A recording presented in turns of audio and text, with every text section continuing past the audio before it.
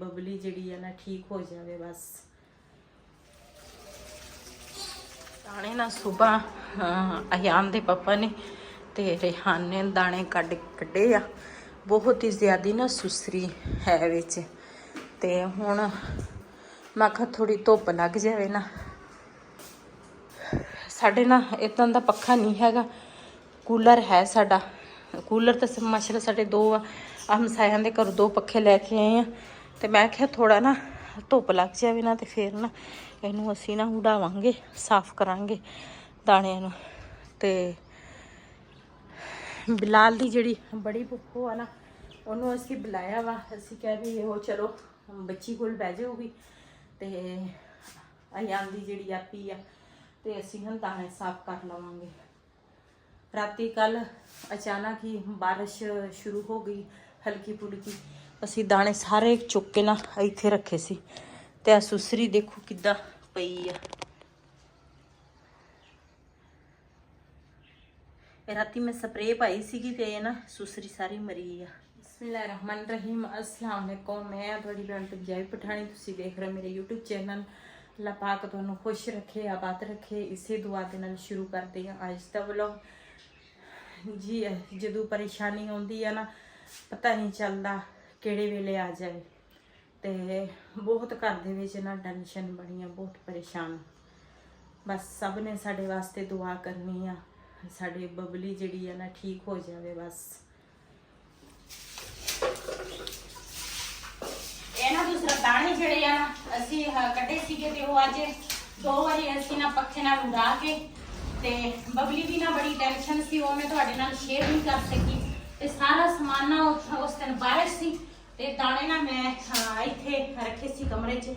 वो सुसरी जिहड़ी सी ना सारी ऊपर ना बैड ते दीवारां ते ना चढ़ गई। हुण सारा ऊपर ना झाड़ झूड़ के ते मैं दाने जिहड़े आ ना पक्खे दे नाल उड़ा के ते उन्हां दी जिहड़ियां गोलियां हुंदियां ना ओह असीं भालीआं ते दाने भी संभाले आ। ते हुण ना समान सारा कट के ना बाहर ते मैं कहा कमरे जिहड़े आ ना ओह धो लईए।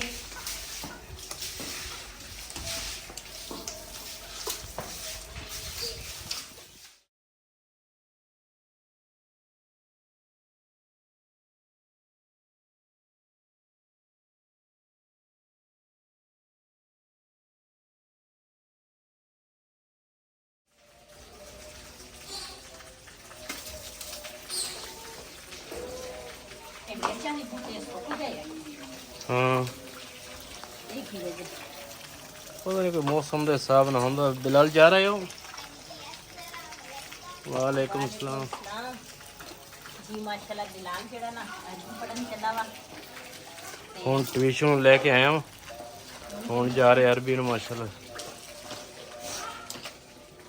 ते ओ हमसायां दे घर चला गया, उन्हां दा बच्चा भी जांदा वा ना, इस करके ओहदे नाल ही जाएगा। आका बाहर सिटी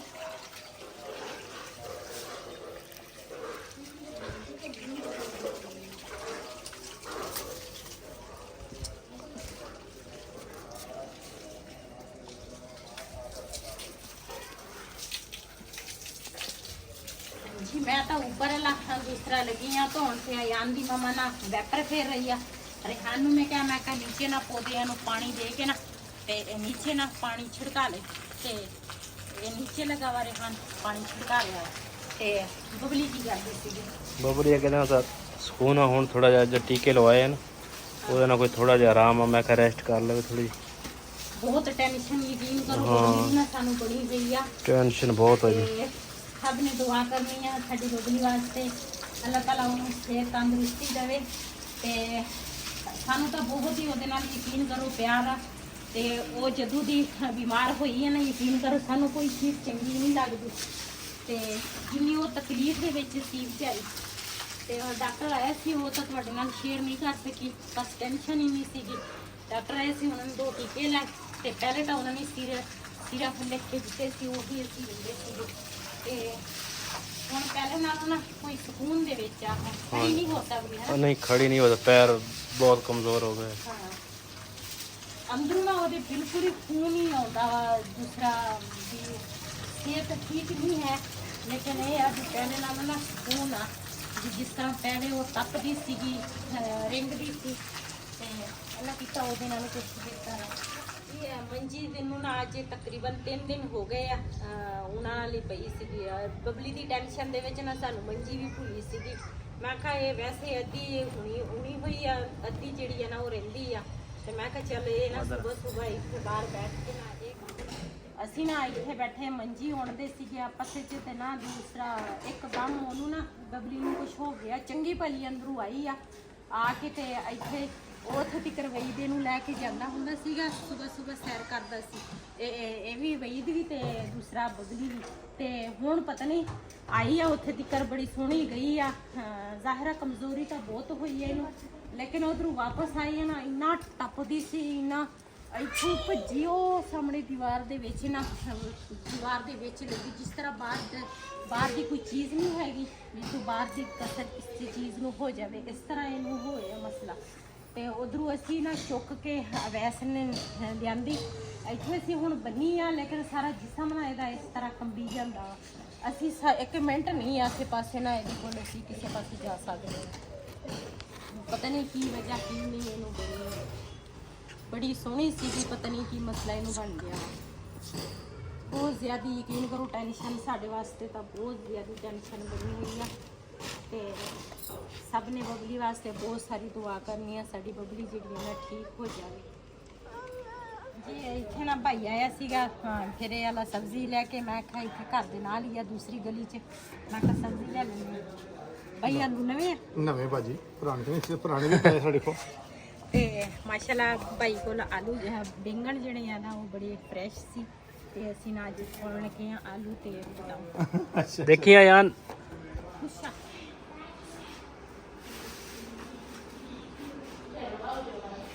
ਅਸੀਂ ਨਾ ਦੂਸਰਾ ਜਾਣਾ ਸੀ, ਤੇ ਮੈਂ ਕਿਹਾ ਪਹਿਲੇ ਨਾ ਸਬਜ਼ੀ ਜਿਹੜੀ ਹੈ ਨਾ ਉਹ ਕੱਟ ਲੈਣੀ ਹੈ, ਤੇ ਬਾਅਦ ਵਿੱਚ ਨਾ ਬਣਾ ਦੀਆਂ। ਇੱਕ ਸਭ ਤੋਂ ਛੋਟੀ ਪੁੱਪੋ, ਇੱਕ ਸਭ ਤੋਂ ਬੜੀ ਪੁੱਪੋ, ਇਹਨਾਂ ਨੇ ਘਰ ਰਹਿਣਾ ਵਾ ਤੇ ਅਸੀਂ ਜਾਣਾ ਇੱਥੇ।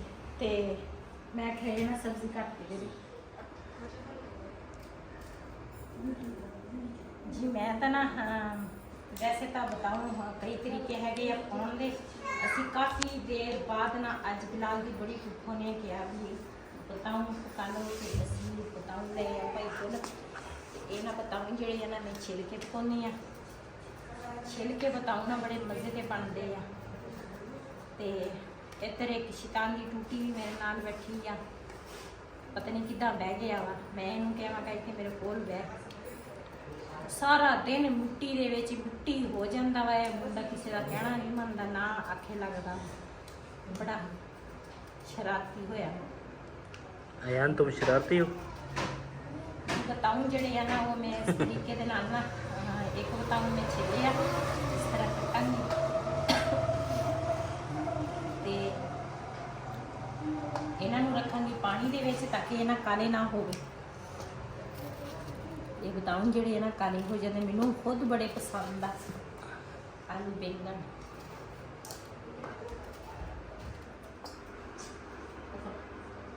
ਮਜ਼ਾਕ ਹੀ ਨਹੀਂ मैंने क्या बताऊं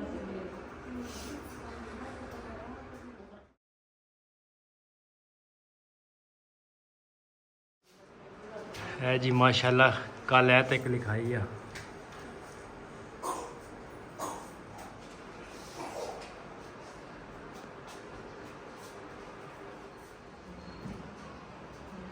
सिंगरी ਹੁਣ माशाल्लाह अच्छी लगती है ना। ਦੇਖਦੇ ਤੁਹਾਨੂੰ ਆਪਣੀ ਫੁੱਫੋ ਯਾਦ ਆਉਂਦੀ ਆ। ਮੈਂ ਕਿਹਾ ਫੁੱਫੋ ਨੂੰ ਦੇਖ ਲਈਏ, ਮੈਂ ਕਿਹਾ ਚਲੇ ਗਏ ਆ ਮੀਆਂ ਵਾਲੀ ਚਲ ਗਈ ਆ, ਤੇ ਹੁਣ ਇਹਨੂੰ ਆਪਣੀ ਫੁੱਫੋ ਯਾਦ ਆਉਂਦੀ ਆ, ਤਸਵੀਰ ਦੇਖਦੀ ਆ ਖੁਦ। ਇਹ ਤਾਂ ਹੀ ਤਾਂ ਬਣਾਈ ਆ, ਮੈਂ ਕਿਹਾ ਚਲੋ ਜਿਸ ਟਾਈਮ ਯਾਦ ਆਵੇ ਤੇ ਦੇਖ ਲਈ। ਅੱਛਾ ਬੜੀ ਗੱਲ ਆ। ਮੱਕਾ ਤਾਂ ਤੁਸੀਂ ਜਾ ਨਹੀਂ ਸਕਦੇ, ਬੜੀ ਦੂਰ ਰਹਿੰਦੀ ਆ ਨਾ, ਮੀਆਂ ਵਾਲੀ ਰਹਿੰਦੀ ਆ। ਹਾਂ ਸਫ਼ਰ ਹੀ ਬਹੁਤ, ਹੁਣ ਕੀ ਕਰੀਏ। ਜਾਵਾਂਗੇ ਇਨਸ਼ਾਅੱਲਾ, ਅੱਲਾਹ ਖੈਰ ਰੱਖੇ ਜੀ। ਬਬਲੀ ਨੂੰ ਅਸੀਂ ਨਾ ਦੂਸਰਾ ਅੰਦਰ ਲੈ ਆਂਦਾ ਵਾ, ਤੇ ਹੁਣ ਨਾ ਬੈਠੀ ਆ, ਪਾਣੀ ਪੂਰੀ ਉਹਨੂੰ ਪਿਲਾਇਆ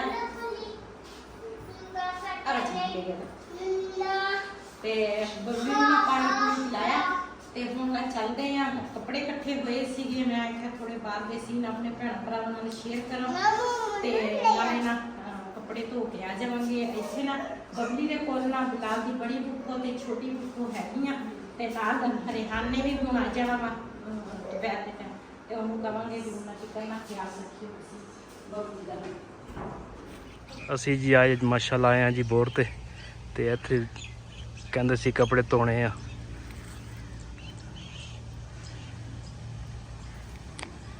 ਇਹਨਾਂ ਦੀ ਪਹਿਲੇ ਅਸੀਂ ਚਲਾਉਂਦੇ ਰਹੇ ਹਾਂ ਗੱਡੀ ਤੇ ਉਹਨਾਂ ਵਾਸਤੇ ਅੱਜ ਉਹਨਾਂ ਨੇ ਬਿਜਲੀ ਚਲਾਈ ਸੀਗੀ ਤੇ ਉੱਥੇ ਆਏ ਆ।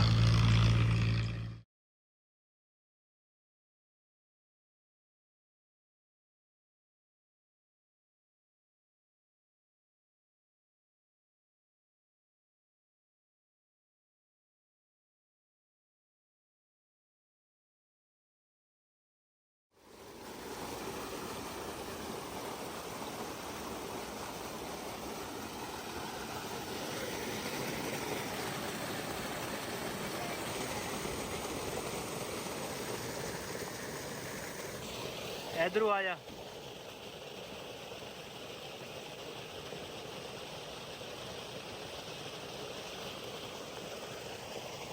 माशाल्लाह मुंजी भी पक गई है।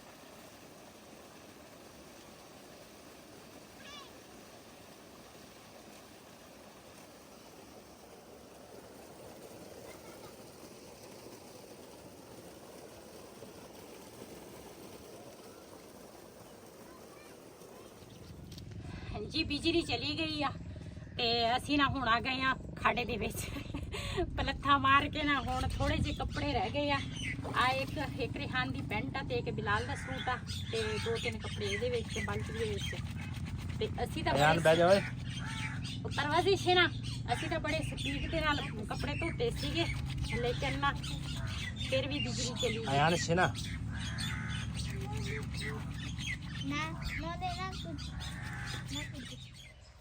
ਅਸੀਂ ਨਾ ਜੀ ਕੱਪੜੇ ਜਿਹੜੇ ਆ ਨਾ ਧੋ ਲਏ ਆ ਤੇ ਹੁਣ ਨਾ ਚੱਲੇ ਆ ਅਸੀਂ ਘਰ ਨੂੰ। ਪਹਿਲੇ ਤਾਂ ਅਸੀਂ ਨਾਲ ਛਲੀਆਂ ਲੈ ਕੇ ਆਏ ਆ, ਪਹਿਲੇ ਤਾਂ ਉਹ ਖਾਵਾਂਗੇ, ਭੁੱਖ ਬੜੀ ਲੱਗੀ ਆ, ਦੁਪਹਿਰ ਦਾ ਟਾਈਮ ਆ। ਅਸੀਂ ਅੱਜ ਬੜੀ ਗਲਤੀ ਕੀਤੀ ਆ, ਸਿਰਫ ਬਬਲੀ ਦੀ ਵਜ੍ਹਾ ਤੋਂ ਨਾ ਅਸੀਂ ਜਲਦੀ ਕੱਪੜੇ ਧੋਤੇ ਤੇ ਮੈਂ ਕਿਹਾ ਕੁਛ ਬਾਹਰ ਦੇ ਸੀਨ ਆਪਣੇ ਭੈਣਾਂ ਭਰਾਵਾਂ ਨੂੰ ਦਿਖਾਵਾਂ। ਸਾਰੇ ਪਾਸੇ ਨਾ ਹਰਿਆਈ ਆ ਤੇ ਬਬਲੀ ਦੇ ਵਜ੍ਹਾ ਤੋਂ ਨਾ ਅਸੀਂ ਕੋਈ ਚੀਜ਼ ਨਾਲ ਲੈ ਕੇ ਨਹੀਂ ਆਏ, ਨਹੀਂ ਤਾਂ ਇੱਥੇ ਅਸੀਂ ਕੋਈ ਕੁਕਿੰਗ ਕਰਦੇ ਨਾ ਤੇ ਆਪਣੇ ਭੈਣਾਂ ਭਰਾ ਨਾਲ ਵੀ ਸ਼ੇਅਰ ਕਰ ਲੈਂਦੇ। ਤੇ ਹੁਣ ਮੈਂ ਕਿਹਾ ਬਬਲੀ ਦੀ ਤਬੀਅਤ ਠੀਕ ਨਹੀਂ ਹੈਗੀ, ਕੱਪੜੇ ਥੋੜੇ ਜ਼ਿਆਦੇ ਸੀਗੇ, ਮੈਂ ਕਿਹਾ ਚੱਲ ਇੱਥੇ ਨਾ ਟੂਵਲ ਤੇ ਜਾ ਕੇ ਧੋ ਲੈਂਦੇ ਹਾਂ ਜੀ। ਮਾਸ਼ਾਅੱਲਾ ਸਾਰੇ ਸਾਫ਼ ਹੋ ਗਏ ਆ, ਧੋ ਹੋ ਗਏ। ਅਸੀਂ ਖਾਵਾਂਗੇ ਛਲੀਆਂ, ਜਿਹਨੇ ਸਾਡੇ ਨਾਲ ਟੂਵਲ ਤੇ ਬਹਿ ਕੇ ਛਲੀਆਂ ਖਾਣੀਆਂ ਹਨ ਕਿ ਸਾਡੇ ਨਾਲ ਖਾ ਸਕਦੇ ਆ। ਜਿਮਾ ਫੜ ਕੇ ਰਹੋ ਪਰ पापा क्या खिले हाँ तो से ओखरे चला तो ले आओ जी, शुक्रिया।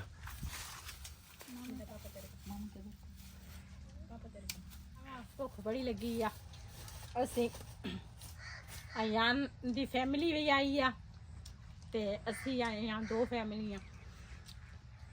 ਮਾਸ਼ਾਅੱਲਾ ਕੱਪੜੇ ਅਸੀਂ ਸਾਰੇ ਧੋ ਲਏ ਆ ਤੇ ਹੁਣ ਨਾ ਛਲੀਆਂ ਖਾ ਕੇ ਨਾ ਤੇ ਫਿਰ ਅਸੀਂ ਜਾਵਾਂਗੇ ਘਰ ਨੂੰ। ਇਸ ਵੀਡੀਓ ਦਾ ਮੈਂ ਇੱਥੇ ਐਂਡ ਕਰਾਂਗੀ। ਇਸੇ ਦੇ ਨਾਲ ਆਪਣੀ ਭੈਣ ਨੂੰ ਦੇ ਇਜਾਜ਼ਤ। ਅੱਲਾ ਹਾਫਿਜ਼। अच्छा को सब्सक्राइब कर लाइक कर शेयर बना कर दी इजाजत। अल्लाह हाफिज़।